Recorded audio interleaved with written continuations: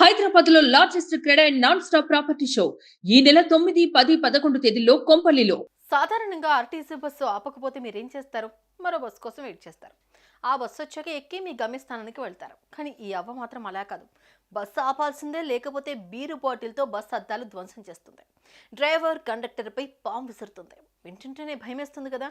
మరి ఆ driver conductor పరిస్థితి ఏంటో మీరే అర్థం చేసుకోండి.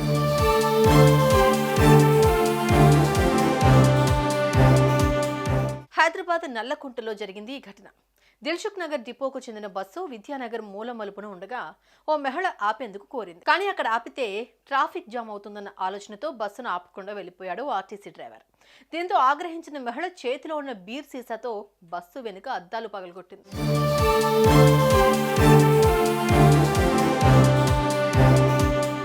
ఒక్కసారిగా భారీ శబ్దం రావడంతో బస్సులోని డ్రైవర్, కండక్టర్, ప్రయాణికులు బయటకు దిగి ఆమెను ప్రశ్నించారు. బస్సు ఆపనందుకే తాను బీర్ సీసాతో అద్దాలు పగలగొట్టినట్లు చెప్పింది. దీంతో ఆమె చేతులు కట్టేసి బస్సులో ఎక్కించారు. ఇక నన్నే కట్టేస్తారా అంటూ ఆ మహిళ తన బ్యాగులో ఉన్న పామును బయటకు తీసి ఒక్కసారిగా కండక్టర్పై విసిరింది.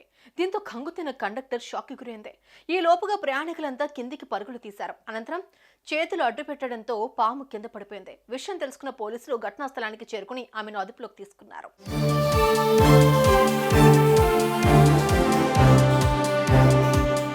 ఈ మధ్య తెలంగాణలో ఇలాంటి వింత ఘటనలు చూస్తూనే ఉన్నాం. ఒకప్పుడు అంతా బాగానే సాగేది, కానీ రాను రాను జనాలు వారి పిచ్చి చూపిస్తున్నారు.